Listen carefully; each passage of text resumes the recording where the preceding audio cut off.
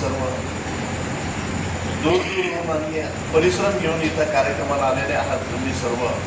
तुमच्या सर्वांच्या उपस्थिती मी तुम्हाला मार्गदर्शन म्हणजे मी मार्गदर्शन करणं एवढा मोठा तर नक्कीच नाही आहे. कारण आपण प्रत्येकजण आपल्या आपल्या क्षेत्रामध्ये पारंगत आहात आणि तुम्ही पारंगत आहात म्हणूनच नलाईने सरांनी मी नलाईने सरांचं का नाव घेतो कारण तुमचं जे सिलेक्शन आहे हे बहुतेक नलाईने सरांचं आहे. तुमचा आमचा परिचय मी ज्यांना म्हणतो ना शृंखलेची कडी जी आहे ती नलाईने सरांनी तुम्हाला नियुक्त केलेलं आहे, तुम्हाला शोधूनच नियुक्त केलेलं आहे.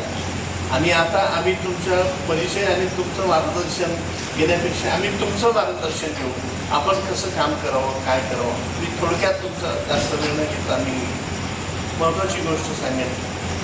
आपण सर्वजण मिळून पहिली गोष्ट आपण शेतकरी आपण बहुतेक आपण सर्व शेतकरी आहोत आणि ज्या समाजामध्ये आपण जन्म घेतलेला आहे या समाजाचं आपण नक्की काहीतरी देणं लागतं. आपण स्वतः तर काय तुमचं काय भारतीय कृषीमध्ये काम केलं म्हणजे तुमचं पोट भरणार आहे किंवा पोट भरण्यासाठी तुम्ही आणि कुणी हा उद्योग करत नाही.